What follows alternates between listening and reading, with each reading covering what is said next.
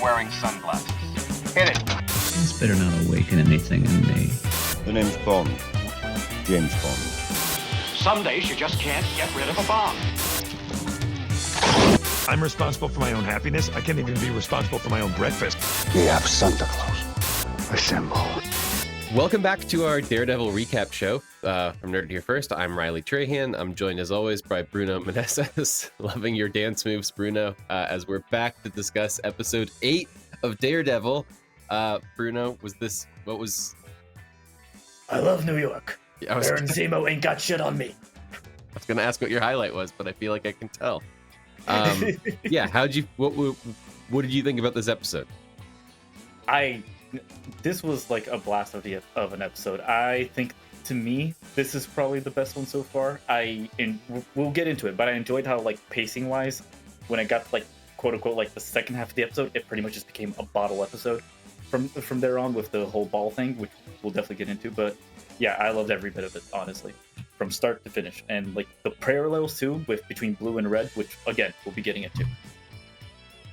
A lot of stuff happened. This one felt like Exactly. This one felt, you can sort of tell that it's the first one that came after this big reboot thing, right? Where it's like, you know, we've been talking about it the whole season, but like they kind of had version 1 of the show, they put it together halfway through production. They sort of decided that wasn't the direction they wanted to go in. They stopped, they got all new talent.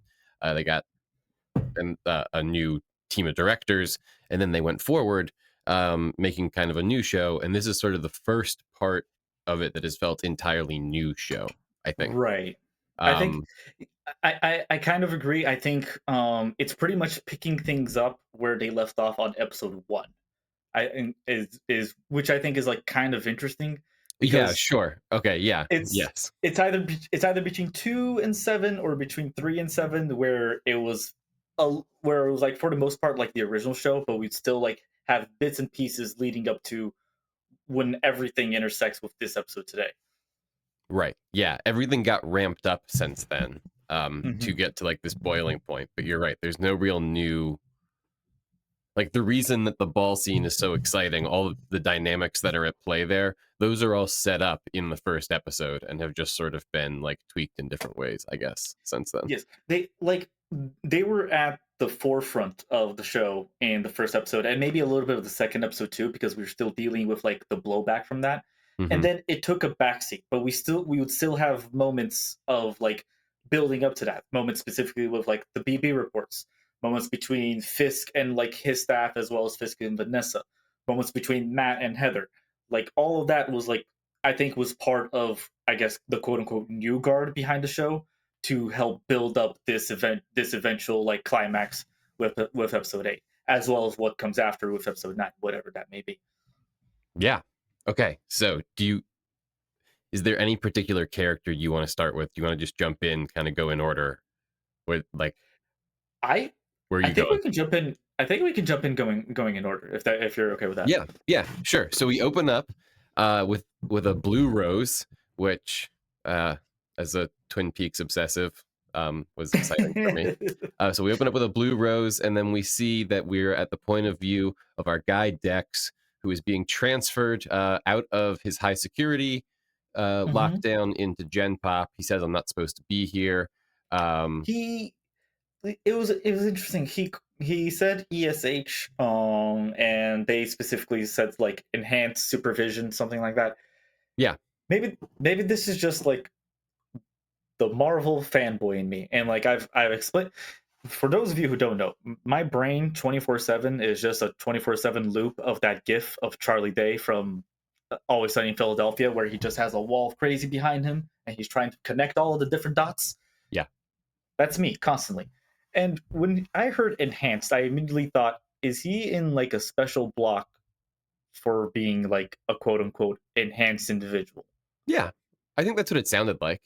Okay, I wanted to make sure, because a lot of people were just like, oh no, it's just like enhanced supervision housing, like that's a thing, it's just like whatever. But even if that's not what the adjective enhanced in enhanced supervision means, like that is what enhanced supervision is doing for sure, is like looking after the special cases. Definitely. Okay. Yeah, okay. I think I think there's a high security wing that deals with the supers, most definitely, and that's where I think he Okay. was before, and now they're bringing him out. Here's my question though, like Bullseye versus Gen Pop, who are you taking in that fight? I feel like I don't know why Bullseye's worried. Oh yeah. Well, maybe I was wondering if he's worried because his hands are still like buffed and stuff. Sure, But maybe they're not going to let as him. we'll learn later in the episode, his hands are not part of the problem at all. Right? No, he gets But to like, work. yeah, like when they showed like that shot of just his back and all of the people in front of him, like some of those people had like trays in their hands for with their lunch, and I'm like, that's already a weapon for him. Yeah, right. Yeah, if he could get his, I mean, obviously, I guess that's the problem is that he can't get his hands free to start whipping shit around. But Right. he finds a way. He's an innovative guy, and he works well in the space. Mhm. So okay, so yeah, so that's sort of our upfront is we just sort of get pinged that there's going to be like Bullseye stuff happening. Right. Then we go straight to credits, and then out of credits, I think that's when we get like the parallel of Yeah, Heather and Matt at their yeah, apartment, right. while Wilson, Fisk, and Vanessa are. I'm still not sure where that place is. So yeah, Fisk and Vanessa are talking about the Red Hook funding. I'm tracking this plot really thoroughly, so let me tell you about Red Hook. So Yeah, no, go for it. the thing about Red Hook, the big update we get in that department is that public and private funding have both come in, um, which is good, which means the Mhm. project can move forward. I'm not sure about this. This is what he says, but later on, it seems as if maybe the funding hasn't quite come in yet. Um, but he says that all the funding has come in so the project can move forward. And then he also acknowledges that she's worked really hard for them in their quote unquote financing. We also Mhm. get confirmation here. You and I disagreed at the end of last week. We get confirmation here that the Luca shooting was all a setup, that they were working together in that. Right. Um, so I guess I I had the optimism, I guess, that I like the idea of it had just been being a little game between the two of them that mhm, like Fisk sort of knew, but like wasn't explicitly told. But yeah, no, they were in it from the get go, and that's in still cahoots. pretty great. So Mr. and Mrs. Kingpin, stronger than ever, I suppose, is the takeaway from this scene. Absolutely, and like only leads to more later on when we get their whole reveal at like the ballroom, which is Yeah, I think. yeah, yeah. Want to talk about that? Yes, but like you said, that cuts back and forth to the Daredevil stuff. What's going on with Matt and Heather? Right. So like while Fisk and Vanessa are having their thing in like their the leads up to something eventually. Matt and Heather are having a conversation at their apartment, and this seems like Heather is still like fresh off of killing Muse and is still like sort of Yeah, going through the yeah. motions of that. She's having But a hard time with it, I'd say. in the process of doing that, she is entirely just blaming vigilantism for the whole thing because which is sort of what she's been doing the whole show because it's like what her book is behind is like the psychology of vigilantes, and she starts equating Daredevil to Muse, which really gets at Matt. And at one point she refers to them as what was it? It was Underdeveloped boys hiding behind masks yep. is what I had written down, Bruno. Yeah, That is the one yeah. that I was trying to remember. That's the one that stood out to me as a thing that maybe would be tough to hear from my girlfriend while I was like having breakfast. Yeah, yeah, Yeah, and tough, tough. this brought me back to And he's like, so he's having such a hard time. And we have said all season that he has been too loose with these superpowers, haven't we? Mhm, And now mhm, here he is having a hard time not reacting. It's like, sorry, right. bud, you got to keep these Mhm. lives separate. You're sloppy with it right now. And then before we can get to like a conclusion of their argument, they're sort of interrupted by a knock on the door Oh my by gosh. a Like Mr. Buck Cashman. Mr. Buck But Cashman making an early entrance this week.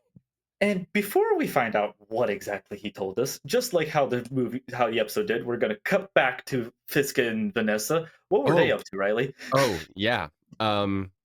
So they're in, I think this is still Red Hook. I think that they are still in Red Hook. But anyway, they go into some catacombs that we've seen before, and Fisk shows Vanessa Adam's whole situation with his underground cave and his manacles and his recent opportunity to fight. And sort of how he's happy to see he's still alive. Yeah, he's having a hard time. And he, yeah, so Fisk shows Vanessa where Adam is, that he's been keeping him hostage, that he's been torturing him, that he's been like beating him up and starving him, etc. And he sort of offers Vanessa the opportunity to, choose between the two of them, I suppose, is the premise of the. I don't know that she'd actually be allowed to make any choice other than the one she makes. But the premise of the setup is that she's making a decision. He says, "I am better than I was. I am, and if I cannot be with you, Vanessa, I cannot be." Sorry, hold on. He says, And if I cannot be with you, Vanessa, I cannot be. And I thought that was an interesting line. Yeah, no. Like an interesting way for Kingpin to frame it, because I think it parallels something that Matt says when Matt is going at Heather about working with Fisk, because they've received this invitation from Cashman. Matt says, if he's in your life, he's in our life, and that's not good. And they're both sort of referring to these like third parties that have like intruded into their romantic space in a weird way. Where like in one instance, Kingpin is the violator, right? He's sort of come into the life of Heather and Matt. And in the other instance, he's the one having someone sort of come into his space. I thought it was interesting. It wasn't quite clean. I wasn't 100% sure how to think about it, but I was like, there's something there. I don't know if it works as well as maybe it could have, but it was still interesting. I really enjoyed the parallel because we had Fisk and Vanessa sort of like opening up to each other more, and completely opposite to that, we had Matt and Heather closing off to each other, especially after the Buck Cashman of it all. And then just touching on like the whole, I didn't think about this until Matt asked, "Is Fisk your client?" Heather's not a good therapist. Okay. Because like, here's the thing: if she knew from episode 1, episode 2 that Matt and Fisk had a lot of problems with each other. Oh, that's true. They have discussed this. If Fisk had like, even though it's the mayor of New York, if he was like asking you to be his therapist, it would be a conflict of interest. That's tough. Like right off the bat. That's tough though. Ooh. Yeah, but okay. If I'm in her position, if I just started dating this guy, like I just started dating, I don't know where this is going. Am I going to say no to the job with the mayor? I could see that's happening to me, I guess is what I'm saying. Like, okay, that's just me being nitpicky. In reality, though, what I really wanted to ask: has Heather known the whole time that does Heather know that Matt's Daredevil? I have no idea what Heather knows.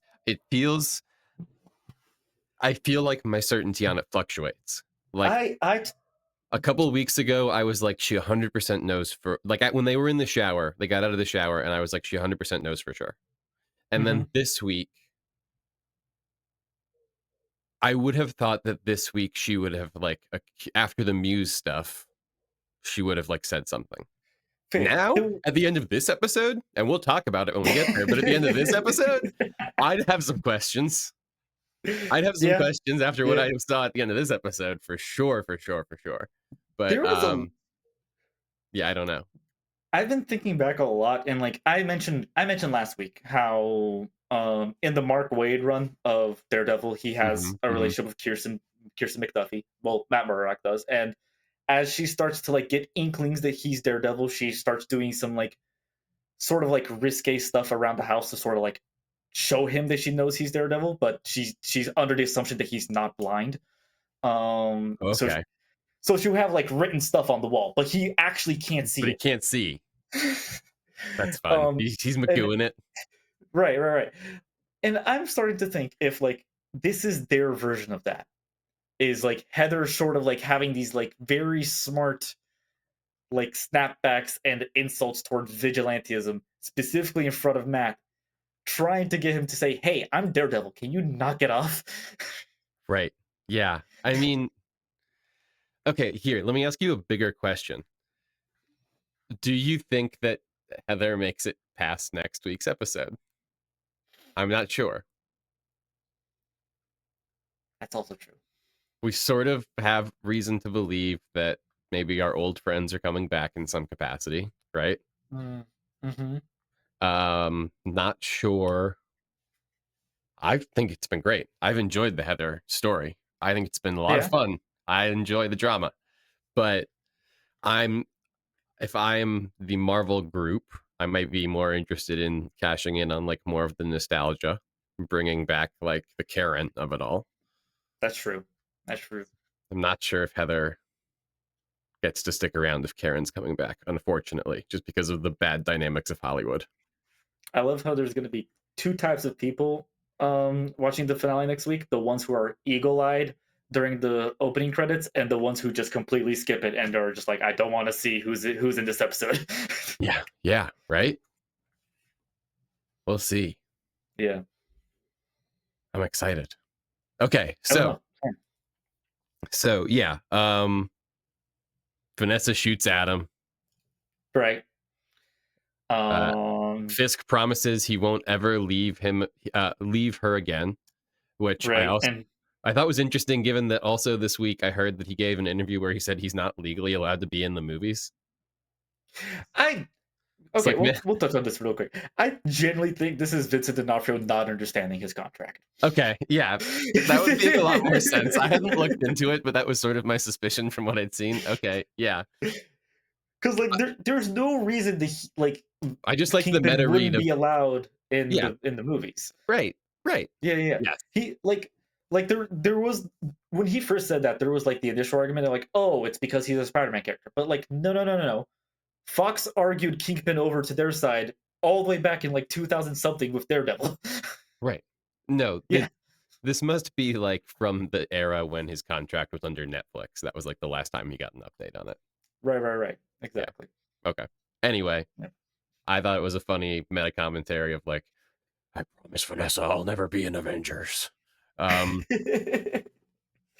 But then Matt goes to the very important meeting, but gets terrible news about the man who killed his best friend right before a very important meeting. Hey guys, Right. not the way to handle Matt. I know that I've Mhm. known him longer than these two have, but I don't Right. think that Cherry and Kristen really have a handle on the beast that is Matt Murdock. Like, love it or hate it, Foggy and Karen would have spent like 6 weeks grappling with whether or not to tell Matt this. Yeah, no, absolutely. And And Kristen's then, just like, hey, we're heading into this meeting. By the way, terrible news. The man who killed your best friend has been moved into the general population. and that just turned on smug Matt to like the upteenth level going into that meeting. Yeah, he was a joy in that meeting, Bruno. I don't know. Go. Yeah, go ahead. Actually, I kind of got lost in the meeting. I kept trying to figure out if I Well, knew who this guy was, and I don't think no, did. we haven't seen him before. They mentioned his case a couple times before, where he's, I believe, he embezzled money from teachers, and Right. and Murdoch and McDuffie are defending them. I think in a previous episode they brought up the case in passing, and that's when Matt had suggested the strategy of just attacking the other attorneys rather than attacking the people they're representing. It was something along those lines, and then he just came after this guy after immediately clocking that he was lying and that he was definitely aware of all this embezzlement that he was doing. Yeah. It led to a big blowout between him and Kirsten afterwards in the hallway, where he said, "We're not serving justice, we're babysitting chaos," which I thought was a very important line to sit on. And then he just got he got very just fed up and just left. Let Kirsten try to deal with the rest of it. At the end of it, he also Kirsten suggested apologizing. He was like, "Do you want to apologize?" She goes, "No." So it shows that Kirsten is on his side with how this guy was actually very clearly lying to them. We put Poindexter away and it changes nothing. We defend Hector Ayala and he's still murdered, probably by the same cops who are out there assaulting citizens, by the way. Leroy Bradford goes away for eating a box of caramel corn. Heather's assaulted by Heather's assaulted by Muse, and she thinks Fisk is right now. And now this ass holds his complete pardon me. Gonna take that one from there, Bruno. Heather's assaulted by Muse, and she thinks Fisk's right, and now this asshole, this complete sociopath, can get away with ripping off teachers. This, here, what we do, it feels useless. Mm-hmm. Hi, my name's Daredevil, and I do Daredevil now. I don't do Matt Murdock anymore. I do Daredevil now. Exactly. Yeah. Call it an attack of conscience, he says. Man, he is completely, like, it is fun. Obviously, it's fun to have a show where Daredevil is in the show, right? But, like, Right.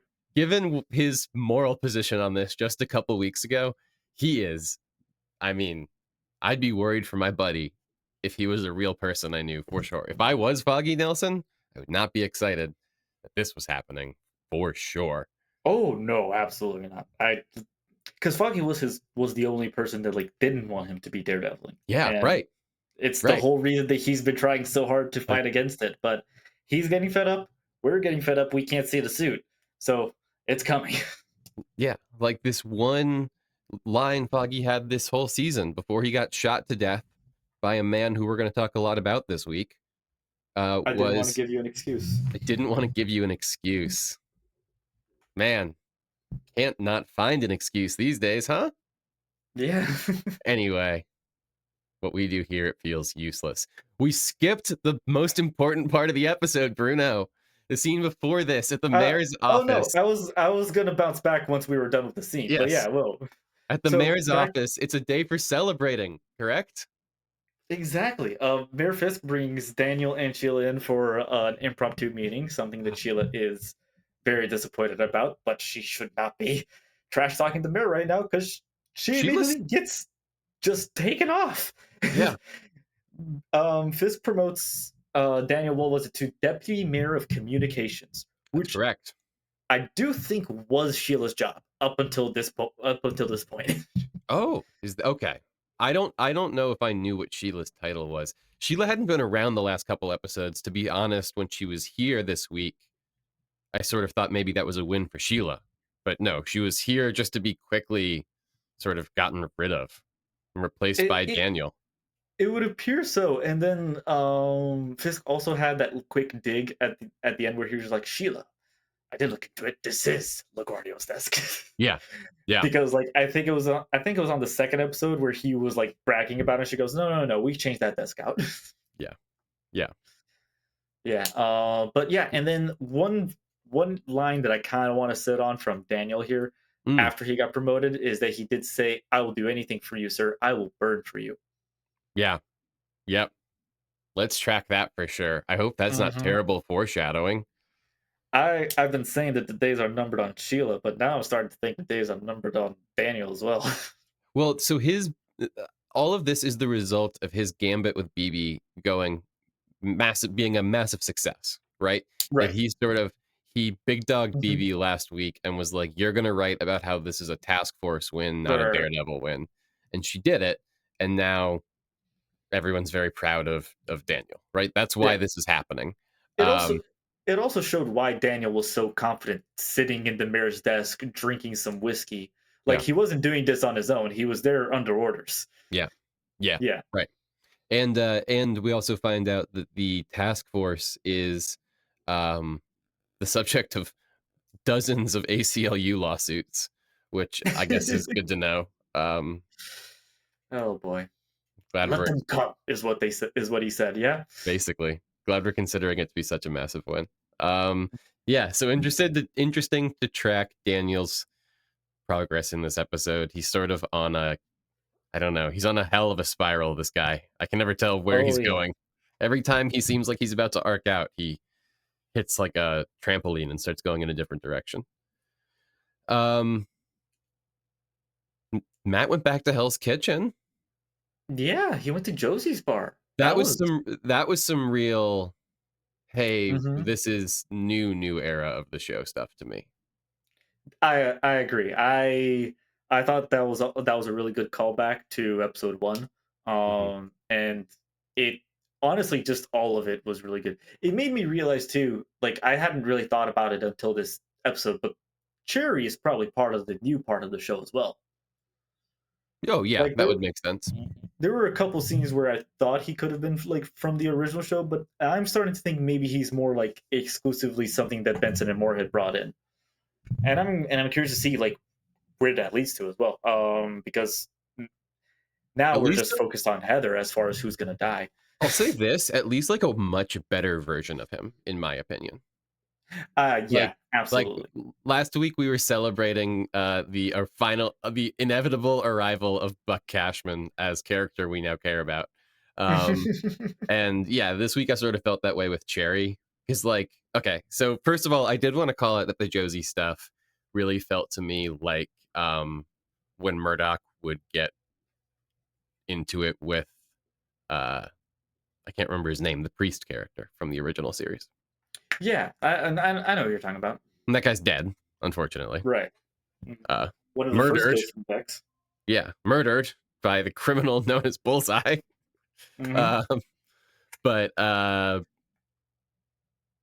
been sort of wondering if we'll get somebody to slot into that role, and it's never really happened. But like this sort of moment with Josie, I felt like was kind of a homecoming thing. Sort of had similar vibes, if not like an identical, like 1-to-1 with what those conversations would have been. But I liked having that moment with Josie.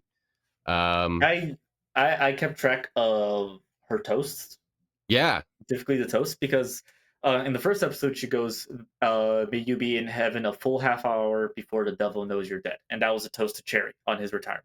Mm-hmm. And then in this episode, we got, "May you always forget the things that make you glad, but never the things that make you. May you always forget the things that make you sad, but never the things that make you glad." And I thought that was really good. Which I liked. But then she immediately says that she won't take any money from Wilson Fisk, which is a great example of remembering the stuff that made her sad. But yeah, so she's been thinking about reopening, but she can't. She's not taking any like revitalization money from the mayor's office. Fuck that Mhm. guy. Exactly. But yeah, then Because as also you it wasn't really just like grants or anything. Like she specifically said loans, and okay, we all know how loans are yeah, going to go with Fisk. yeah, 100%. Then as you say, Cherry shows up. Matt says genie's out of the bottle, which I Right. like, which I liked just as like a Marvel universe call out thing to the famous Iron Man story where Tony Stark spends his days getting drunk and being Iron Man because it's an addiction. Right. And so calling like Cherry sort of having this intervention with Matt and Matt being saying genie's out of the bottle made me laugh. Just as a person who knows the comic book stuff. But Cherry's whole argument here is that this timing kind of sucks, right? He's like, hey, man, Right. Vigilante Task Force is out. Would love it if we weren't doing this right now.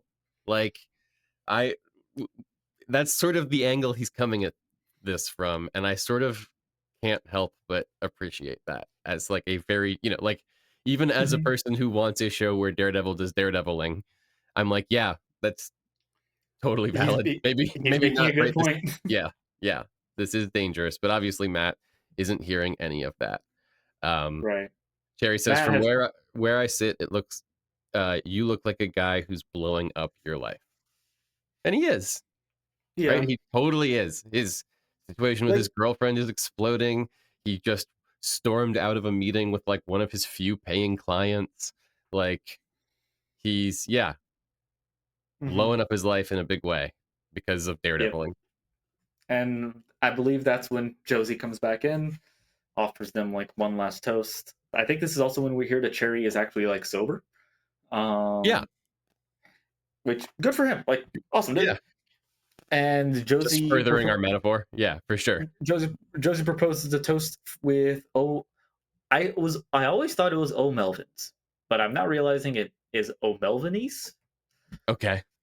O Melvinese whiskey, and after a little bit of back and forth with Matt about like no, Foggy wouldn't be drinking that because Right. If anybody watched the show, the original show, that was the specific whiskey that Matt and Foggy would go to if they ever won a case. Yeah. And that's when Matt realized that Foggy was celebrating early and that there was going to be some big break in whoever this dumb Benny breaking and entering case was that was going to rat somebody out, probably. And he was preemptively celebrating, and Circle sort of gets the square to Matt realizes that the person who was going to be harmed by this is the person who would have hired uh, Bullseye to come kill Foggy. exactly. So, And at this so point, we're all thinking that's Fisk. At least I'm right, thinking it's Fisk. right. Hey, who do we know? Okay, let's think about it really quick. So good storytelling tells us, right, that it's somebody we know. It's a character in our universe. So let's think of all the characters in our universe. And then let's think, okay, do we know anybody who has a history of hiring Bullseye to kill people? Oh, well, there's Wilson Fisk, I suppose. He's a candidate. Right? Might be him. Yeah. Okay. He did say earlier in the season that he didn't do that, but also he's a known liar and criminal. So Right. I don't know how much value his words carry. Yeah. So, right. Again, see how unexcited Matt is to go to this guy's party later today for more details on that. But so now that Matt knows that Dex is like in Gen Pop and wants to talk to Matt Murdock ASAP, and now sort of has this new piece of information regarding the case that Foggy was celebrating because he knew he had this big win on his hands, and that he was being deliberately targeted because of that. He goes to talk to Poindexter. Is it Ben Poindexter? About Yes, Ben Poindexter. wanting to know why Fisk hired him.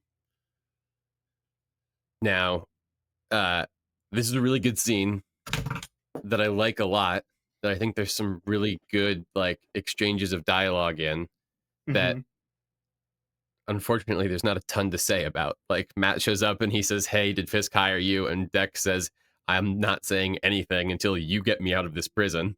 Right. And Matt says, He's "Fuck you," basically, and smashes his head into a table. and then just immediately calls the guard and he's like, "Hey, he's smashing his head on the table." Yeah, yeah. He goes, "Hey, I'm a blind guy, and this man is smashing his head into a table." Yeah, Why are you hitting yourself? Why are you hitting yourself? three Why are you hitting times. yourself? Boom, boom, boom. Dex does say, "In another life, you might be defending me. That's what good men do, right? They defend their worst enemies." Right. I mean, but based on how this conversation has gone, you're not like this isn't. Why are you poking him? Why are I you also poking him? really liked when the guard was carrying Dex away. He just goes, "Thank you, counselor," and without missing a beat, Matt goes, "Fuck you." Fuck you. Hey, fuck you. Yeah, absolutely. Yeah. I liked that Matt like was just like babying him the whole time about like how scared he was of like the population. Oh, baby, what do you want? Do you want an appeal? Yeah, I was like, all right, fine. Give me a box of playing cards. I'll be fine. I think that's So when we get to the ball, right? yeah, okay. I didn't know if you wanted to go and into any more of that because, like I said, I thought it was a really good and compelling scene, but I didn't have a ton to say about it. But I yeah, mean, yeah, that's the thing. It was really just like it was a catch up between Matt and Dex before getting to the big climax of the episode. right, Is what I think. yeah.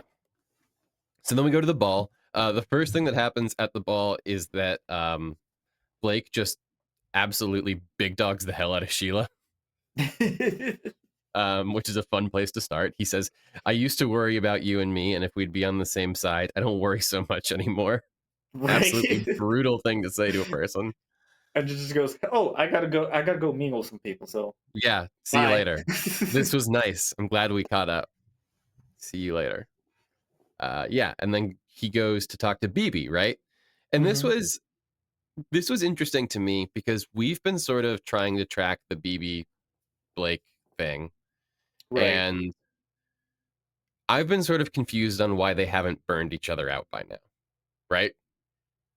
Well. Like, yeah, we sort of get answers to that here, I think, which was good. No, yeah, I was a little bit put off by this, and they gave us just enough time to be very confused by what was going on between Blake and BB up until a certain point that we'll get into later on, because I didn't expect BB to be like that friendly with Blake after their last talk. Like as she Well, said, like you threatened me. well, so this is what I took to be, right? Is Mhm. that he goes up to her, she says, "We're not exactly cool right now."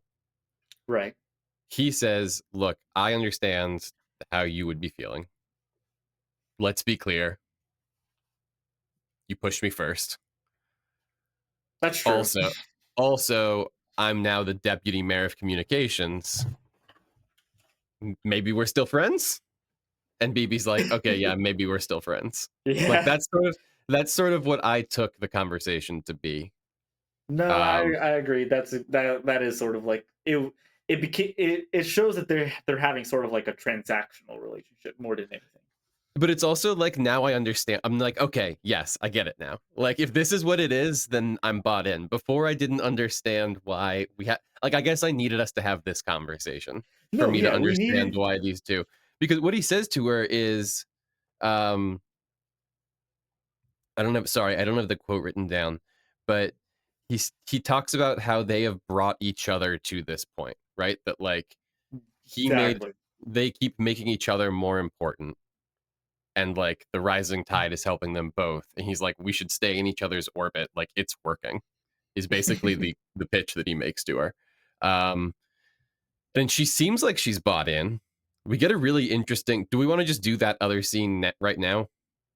Sure, yeah. I mean, yeah, because like the whole Just ball while in we're general on the just bounces all over yeah, the place. So yeah, the yeah, let's ball is just just happening. It's not really let's follow BB for now, and yeah. then we'll jump to somewhere else. Take us through this because yeah, this I think made the BB stuff way more interesting than like the Blake stuff. I was like, okay, I understand why you two are like tolerating each other, but this little wrinkle Okay, so made it actually, way more fascinating. Yeah, you're right. there's, We've got to go in order. You're right. no. Pin, There's a proper order to go about this, but we'll take care of the BB thing real quick. First, yeah, no, there's a lot. yeah, no, just we'll pin Okay, BB as important. We're gonna come back to it. This is I had a lot of shifting emotions about the BB Urich story this episode. exactly. I think Yeah, we all did, and we'll explain why later. But yeah, first, we have to get through some other things. you're right. We've got to do this other stuff. So ba, ba, ba, ba, ba. Have we done a Jack the Swordsman check-in yet? Yeah, so we didn't get to do a Jack the Swordsman check because we ended up It sort of was one skipping the of our first dropped episode. episodes. Yeah, Yeah, didn't. Yeah, but no, we got to check, and we got to check in on chat on Jack the Swordsman Duquesne, as well as I'm blanking on her name. I'm terribly sorry, but she was an investor that Fisk had approached her and her husband previously in a previous episode, where she was very much disregarded the idea of helping invest his mirror funds, and now we see her here with Jack Duquesne, and her husband is nowhere to be found, and yeah, she's not great. very dodgy about that, Worried. and very dodgy about suddenly agreeing with Fisk, and immediately backs out of there. But yeah, we did get Jack Duquesne in episode 6, when Fisk first had one of these big balls to try to like gain investors. I love how just And like all the guys in Kingpin in Hawkeye just work for Kingpin. exactly. This is a character that we had previously seen in Hawkeye. He was like a big patsy for like most of the show. Everyone thinking that he was going to be revealed to be the big villain, and then in the end, he just turned out to be a goofball who really just likes collecting swords. And then at one point, he gets into a fight and was like, "I think I'm going to do this a little bit more." And now we see him being a vigilante known as the Swordsman, apparently. Well, this is actually really opening my eyes to the schema of how like super criminals work, right? Because I've always wondered to myself, for example, I used to be really into the 60s Batman TV show, Bruno. I don't know how familiar you are with Adam West's era Oh, under but the you have no towel. idea. So all those it would always be like this week's episode, Joker's the bad guy, and Joker has like four henchmen, right? I I would just like to cut in real quick and say that I have a can of bat shark repellent spray somewhere in my house. I just can't run out to get it right now. Very good. Very good. So you can never leave home without it. So, Mm. like, where do you get the henchmen? Right? It's like a question I've wondered Right. before. And Kingpin, definitionally, like when we think of Kingpin's appearance in all the other media, right? Like cartoon Kingpin, Ben Affleck movie Kingpin, comic book Kingpin, right? Like he is the head, like Netflix era Kingpin. We heard about it this season. Like he is the head of a criminal enterprise, right? Exactly. So like, where do these guys come from that he like is in charge of? I like the notion. Here's how I want to think about it now: that like Kingpin is like a Daredevil, Spider-Man level bad guy, right? Yeah. So if you are like a Hawkeye bad guy, or if you're like a if you're like maybe a Power Man bad guy, or if you're like a Blade bad guy, maybe like you work for Kingpin, right? Right. You have your own operation over here, but you're like you work for It is under Kingpin. Kingpin. Yeah. And then that just, and it all feeds up. So then, like, you know, you have even your more niche heroes down here, right? I'm trying to think of like, I don't, my mental bench of New York City level Marvel heroes isn't that deep, to be honest with you. No, you're But, fine. but you get what I'm saying, that like, it's turtles all the way down. I think that that's going to be how I just think about it working from now on. And I hope that we get more crossover between, oh, that person was a bad guy on whatever. Yeah, no, I agree. I'm very excited to see like how we could how it seems like we're drifting more and more into like the grounded side of the Marvel universe.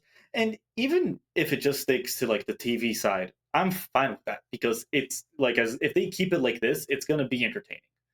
Yeah. I also like to just shout out real quick. I recently finished. Well, I finished when it first came out. The animated show Friendly Neighborhood Spider-Man, Mm-hmm. and Mm-hmm. there was an interview afterwards with the show creator, and I just like touch real quick on like Does grounded characters and stuff like that. does Hulk is Hulk just Hulk in that, or does he change? Hulk? Yeah, isn't Hulk in that thing? No, Hulk's not in that thing. No, never mind. No, Sorry. there's Amadeus Cho, but he never powers up. Oh.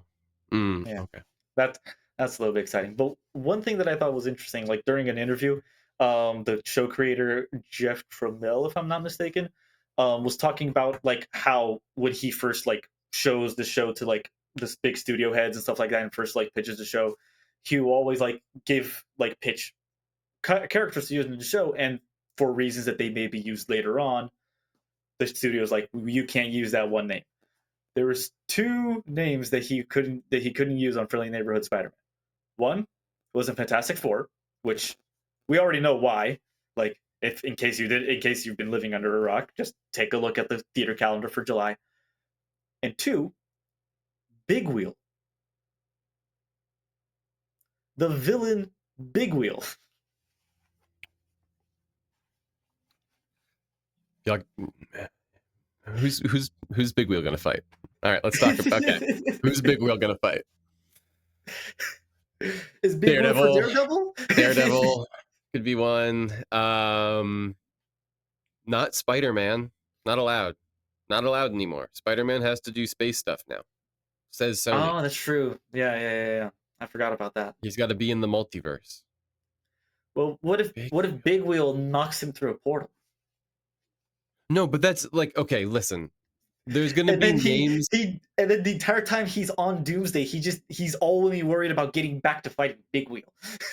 Well, that's the thing. That's the thing. Because you have a list like that. There's a lot of names that like you're probably going to use in the next couple of years, but like it's not that important. You just need somebody, right? That's how Right. you end up with like your Korgs of the world, right? Yeah. Like Big Wheel's important. You cannot have Big Wheel.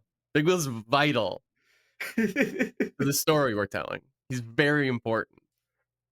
Like, Maybe he's I, like Molecule Man. You know how in the yeah, no, I'm very upset that they introduced anchor beings. Don't go into this. yeah, right. He's the anchor being. The big wheel is the anchor being for 626 or whatever it's called. Oh yeah, yeah, yeah. This is deep. We're deep in the shit right now. I apologize for the big wheel tangent. No, I'm gonna be thinking about it all day. Okay, so right, we're at the ball. Jock's there. Heather's sad. Heather thinks Matt's standing her up. Um, She keeps the calling him fist. out on zoning out, and then he immediately proceeds to zone out. He's not even there yet. He's not even there yet. He's not even there yet. Oh, right, But right, yes, right, right. he will. He will do that exact very bad thing for sure. Bruno, My really apologies. important. Bruno, important lessons in this episode. A lot of ways to not behave on a date. Yeah. Okay, so I did have written down here, and this was particularly for you. This was sort of like this is me kind of tossing the bat. What I'm doing is I'm gently tossing the basketball in the direction of the hoop, but with not enough momentum to get it all the way there. But it's sort of now it's closer and above you. And then you can decide what you want to do with that basketball. So what I You wrote mean an down, alley oop? what I wrote down, what I wrote down is that the Fisks come out like they're taking the stage at WrestleMania. Yes. Like the choruses play, the doors come wide open, the spotlights shine, and you just see Fisk and Vanessa walking out. Yeah. Fisk in full head to toe white, Vanessa in full head to toe red.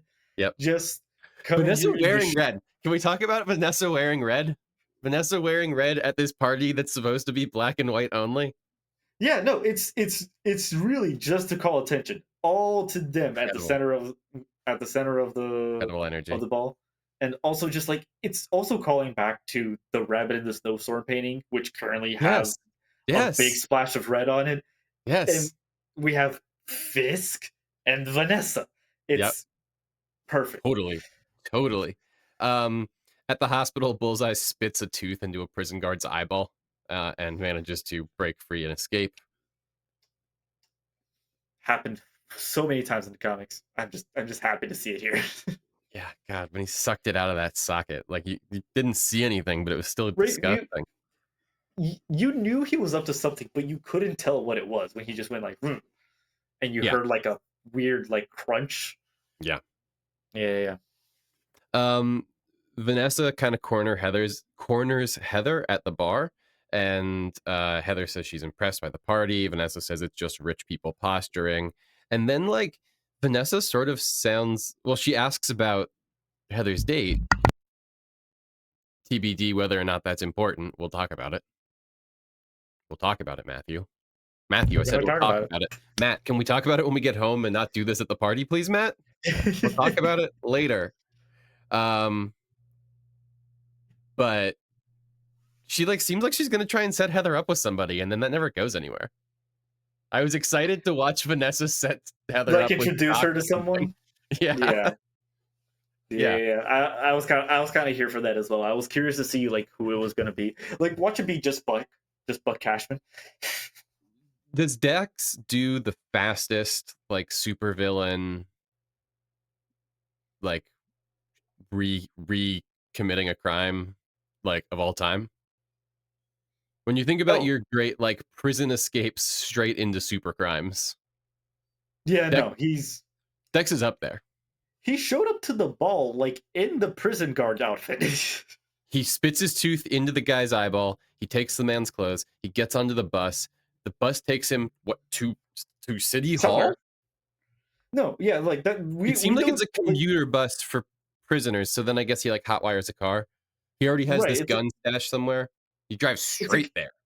It's a commuter bus for the guards. So I assume whichever guard whose uniform he took his car as well. So we just don't get him getting into the guard's car and like that and all of that. But I assume that's what happened. He's just fast. He is ready to kill Wilson Fisk. He left that prison with a mission. Back to the ball. I think this is when Matt shows up. Yeah. Yes. Because Vanessa tells Heather that they're not going to do marriage counseling anymore. Right. Yeah. They said that they're done. They've We worked what it out. was We she worked it said out. she said their differences are dead and buried. Dead and buried. Hey, Adam, how's it going? How were all those bullets? Adam, hope you enjoyed them. Oh, okay, yeah. We didn't touch on this, but like she did not have to do him that hard. No. She shot him 3 times and then like a last time in the head. The ladies are shooting people on Daredevil. It's going around. The ladies are emptying the chambers. Watch out. But yeah, that's when Matt shows up. He says this is actually the part where I thought maybe he was fashionably late. Because remember earlier for the meeting, he said he was fashionably late, but he was 35 minutes late. This, I feel like, is probably more akin to being fashionably late, showing up to a party that you're like a +1 for at a political thing. It's probably acceptable to be like a little late. He should have texted her back or answered her calls or something. I'm not like giving absolutely. Matt the total like clear here. Mm-hmm.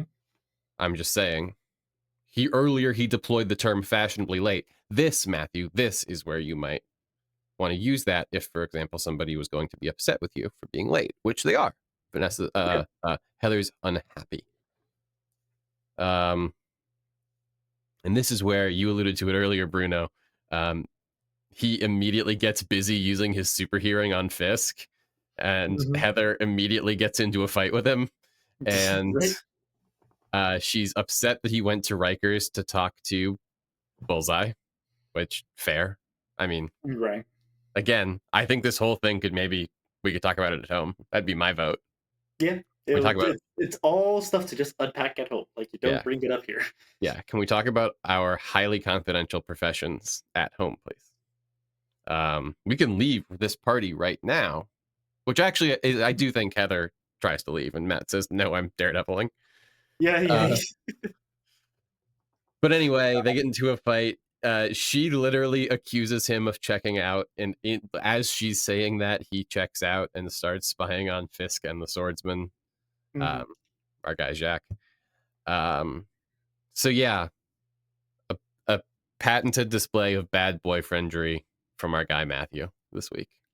Absolutely, and he doesn't even have any way of explaining himself. Heather asked, like, "What was I talking? What was I saying?" He has no idea. Literally, no. He needs to like. We've all sort of listened to somebody talk before, right? Right. Is that not how super hearing works? Can you not like kind of listen to her talk while you do super hearing? You have to like, because that's a big question. Because I feel like he could do super hearing like out of one ear and then sort of like track enough that when she says, what did I just say? So yes, but he's obsessed. Yeah. I mean, that's the thing. I think the thing is specifically that he's obsessed because he's done what you just described before in like the first 3 seasons. But the thing is, like, this is Matt a year after not daredeviling at all. Yeah. He is, to quote Foggy, looking for an excuse. Yeah. So anyway, after Fisk shakes down the swordsman by basically being like, hey, I heard you're a vigilante. Like, hey, nice swordsman you've got there. Sure would be a shame if somebody task forced it. How much money do you want to donate to my Red Hook scheme? Which is why I think I mentioned earlier that I don't know that the funding is entirely in place. It's because we sort of see him shaking down known vigilantes. Right. Known, again, like this sort of, I like how this all kind of, I don't know that this is how they're deploying it, but in my heart, this is how I want it to work. That like, he is now putting together a network of like vigilante criminals that like are in his debt that like work for him now. So like he'll have like he'll then have like a Sinister Six meeting where like he brings in like all these bad guys and they're all there in their silly costumes and they all work for him now. Love that. I don't know that that's where any of this is going, but I sort of like, if you've got obviously the task force is the angle that he's taking, so bring in as many of those silly bad guys as you can. Yeah. Where's Gyllenhaal's Mysterio? Can he owe you some protection money? Quentin Beck. Yeah. what happens after that. I'm So sorry. after that, that is Yeah, please when take it away. that is after Fisk Oh, this leaves is back the thing we were. Yeah, out of their meeting. Fisk catches a reporter in disguise as a waiter, taking pictures of him in the most obvious way a man could possibly take pictures of anybody. yeah. Listen, freedom And of the press, but like this guy should have if this is. did not read the handbook. Yeah, yeah. Fisk This immediately this orders is the first Powell. rodeo, I think. Fisk immediately orders Powell onto this guy, and he is He sends his relentless. extra legal task force after him, and they do some terrible things to this kid.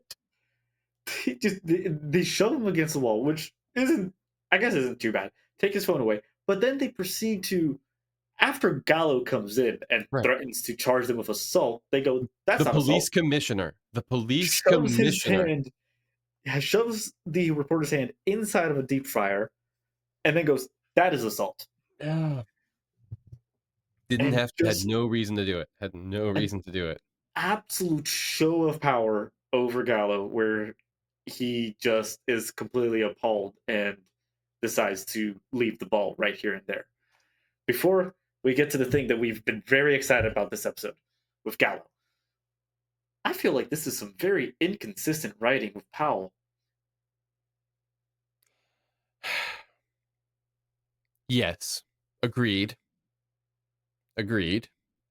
I don't I think how one must reckon it is that like two things can be true, right? Like yes, Right. from his point of view, he's a very sympathetic guy whose family are all cops, and he's like doing his best, and he didn't shoot and kill that man, right? Sure. He doesn't. Maybe he doesn't do that, right? Like maybe that's his line. He doesn't murder vigilantes or whatever. But he's down with deep frying hands. Right. I mean, like you've gotta work with the text you're given at a certain level, and I hear you. I hear what you're saying. Sure. But yeah, that he just right in front of the commissioner is like, hey man, you're not my boss. Fisk is my boss. And you know what? Fisk doesn't give a shit about this. Also, maybe that's part of it. Maybe since he started on the task force, he's like become worse. That like being in that stew, because that's just like what all those guys are like, as we quickly learn, right? Maybe they all like make each other worse just by being in proximity. It becomes like a permission structure, right? It becomes like a place where you can get away with boiling somebody's hand in hot oil for no reason. He wanted to make some chicken fingers. What can you say? Jesus Christ, man. Ugh. But yeah, then this is okay. We had not really seen the police commissioner as a character in a long while. Maybe was sort of introduced by the Benson Moorhead contingent when they came to power. I don't know. But is certainly being brought back here as sort of a anti-Fisk legal character who is sort of figure, right, is positioned as an authority figure that knows like the history and stuff, who runs into our girl Bibi Orich, and they both sort of have like their own kind of, what did Matt call it earlier, attacks of conscience with each other here in the hallway at the ball. Did you want to take us through that? Sure. They have a quick beat where Gallo goes through the recent highlights of BB and then gives her a little dig by asking, "When did you become Fisk's Minister of Propaganda?" Mm-hmm. And that's when we hear that BB does a lot of writing not under her name. And we sort of get like inklings that she's been working under like a vigilante pseudonym. That I'm hoping we'll get like some sort of name drop by the end of the next episode. I generally can't tell what it is, but it's at this point that Gallo asks if she knows that Fisk was the prime suspect in the murder of her uncle Ben, and she is fully aware of that. Why do you think she is so in cahoots with Blake, with the Blake of it all? Why do you think she is so much She's like, why do you think I hang out with this guy? It's entirely part of the plan. Because I'm charmed. Gallo offers up, just straight up offers up all of the case files that he has on the members of the anti-vigilante task force. She hands him an email for him to send that information to, and then says, if you'll excuse me, I gotta get back to work, before she goes off to party with Blake, which I thought was such a ballsy move from BB. Yeah. Cool. It's cool is what it is. Mm-hmm. Is this the weirdest alliance we've seen on this show? Like in the whole run?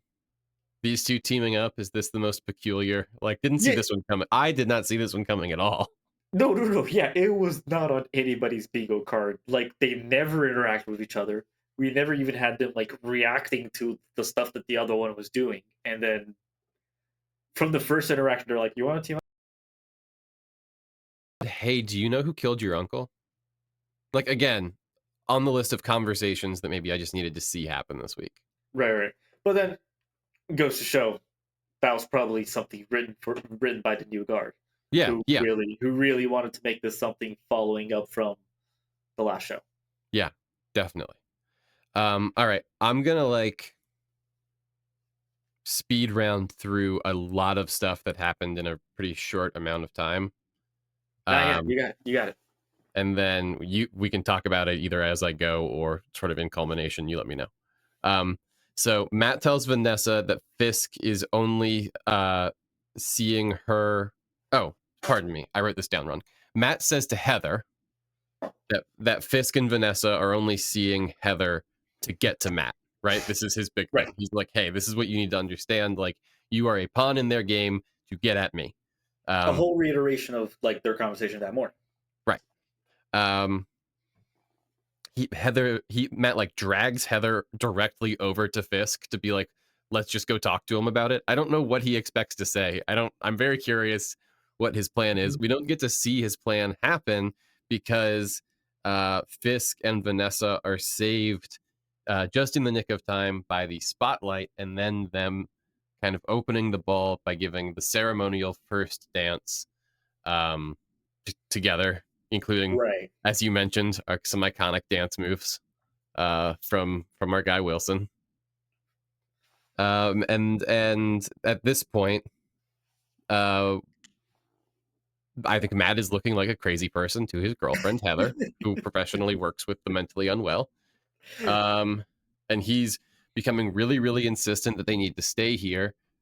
He very coolly like disposes of his cane and is like, you're gonna have to lead, and they jump out onto the dance floor together. And this is where we get, I think, I always like this as a thing in superhero content, which is I know you have super hearing, so I'm just gonna whisper. Right. And Fisk is on the dance floor and he whispers and he says, what are you looking for, devil? I told you there'd be consequences. Mm-hmm. So yeah, at this point, I suppose trap confirmed. But just at that moment, the trap is sort of belayed because our guy Buck Cashman, working security, not letting anything fall through the cracks, gets a call that the assassin he was supposed to have murdered has instead escaped police custody and is considered armed and dangerous and on the loose. So that's something you got to escalate to the boss pretty quickly, and he does. He pops out onto the dance floor and he says, hey, boss, just so you know, FYI, paid assassin is not dead. And then we see Dex in the elevator on the way up to the party. Vanessa tries to tell Fisk that, I believe what becomes very surprising to both of us, that she is the one who ordered the hit on Foggy. Well, this is the thing, is Matt pieces it together. Right. And Fisk tries to cut Vanessa off because she doesn't know about the super hearing, but he does. Right. He's like, he this is knows not what the she's time. about to say. He knows what she's about to say. He goes, shut up, please. Seriously, not right now. We should talk about this when we get home. Yeah. Meanwhile, Dex is getting set up like Agent 47 style because, of course, all parties have like scaffolding. right? So Right. he's in the party scaffolding.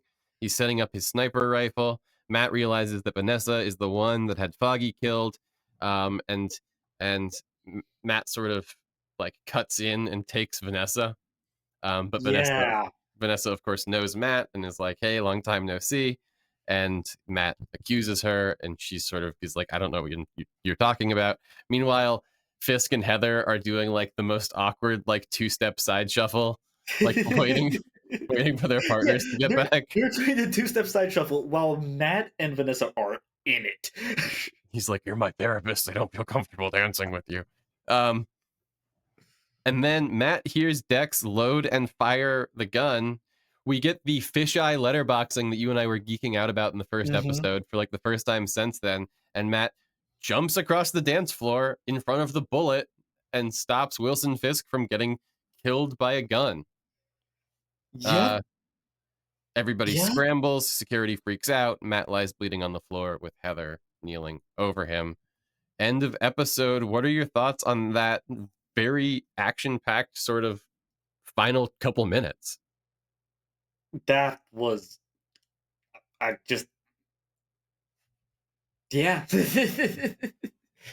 It was just such a good build-up on the tension with like between Matt and Heather as well as Fisk and Vanessa. And then when we switched it up and we had white on white with Fisk and Heather and then red on red between Matt and Vanessa, and those two specifically, the two red ones being the most intense in the conversation. Yeah. Does Fisk know you killed Foggy? Does Heather know you're Daredevil? And Yeah. just constantly bouncing back and forth between up until we're just abruptly cut off, where like the sound mixing comes in as well, and Matt is just like, hold on one second, what's going on? Yeah. Yeah. Just beautiful. First time he's heard that. I mean, it's probably the same gun that killed Foggy, right?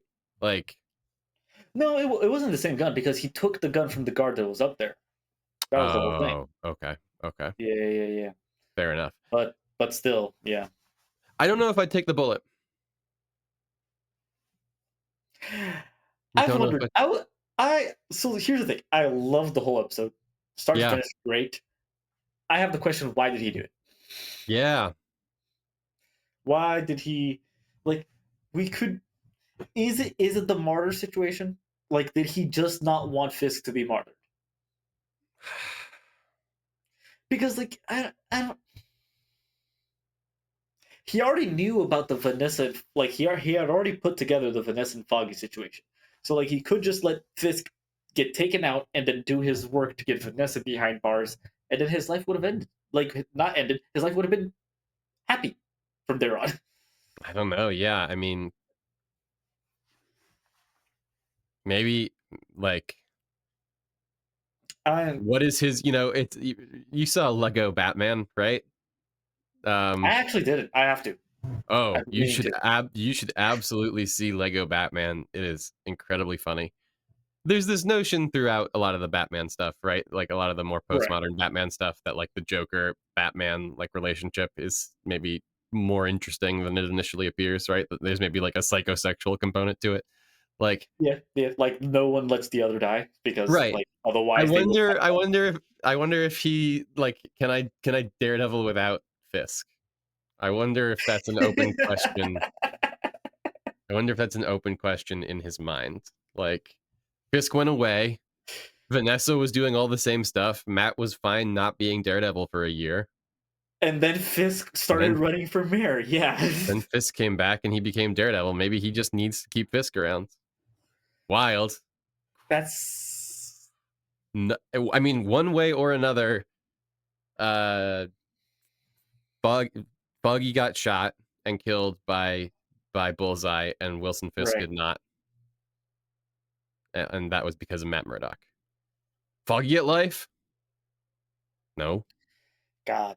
I still sit. Where is Frank? Where is Frank? Where is Frank? Frank? Next week, hopefully. Well, because Yeah. here's the thing. Okay. So Matt's down. Matt's not out, right? No, It's gonna be like absolutely not. It was it's gonna be literally Matt bullshit. versus Vigilante Task Force, and then it's gonna be Matt versus Bullseye. Right. There'll be some other stuff in there. I expect a pretty actiony finale. Do you think Frank shows up? I hope so. I would imagine Frank shows up, but then like, okay, so here's the thing: Matt just got shot.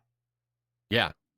How much time after this does the finale take place? Are we gonna be picking right up? Oh, I guess I hoped it was immediately, and I thought it would be fun to sort of do a Daredevil fight finale where like he kind of only has one good arm. Ooh, that would be very interesting. That'd be like taking a page out of the Raid. But also, you're right. I guess that he could just like go to the hospital and then meditate for 15 minutes and be like totally fine. No, we don't know. We don't know because you make a good point that like Bullseye is still in there. Yeah. Yeah. That guy doesn't typically let up, as far as I'm aware. I've seen him do some heinous things. He's not usually a oops, I missed kind of a guy. Yeah, no, like usually like if he misses, he's just gonna keep going until he finishes. Yeah. Yeah. Get Frank in here. So yeah, that's interesting to think about. I imagine Frank somehow knows about shit going on and he's like already making his way there. Because I feel like the task force is probably the using the Punisher symbology guys. Like there's probably that Venn diagram is pretty close to being a circle, right? Right. It's gotta be most of Frank's dudes are just here anyway to be dealt with. Yeah. I was gonna bring up set photos for a second, but that would just be like very potential spoilers, so I'll just bring it up like when we're not recording and stuff. Okay, fair enough. Yeah, I still want to know. Yeah. So let me know. Yeah, I don't know. I'm expecting it to be very actiony next week, I suppose. That's kind of where I'm at. I imagine it's just gonna be not. I wouldn't necessarily. I don't know if it's gonna be picking up immediately where we left off, but I think it's going to be like another situation where it's gonna be like almost a quote unquote bottle episode where we're dealing with just a single situation and Matt's fighting through. Yeah, that'd be cool. Yeah. All right, We're gonna get a oneer. We need one more oneer for in this season, I think. Let's see what they have in store. I'm excited. Yeah. I'm looking forward to it. All right, see you then.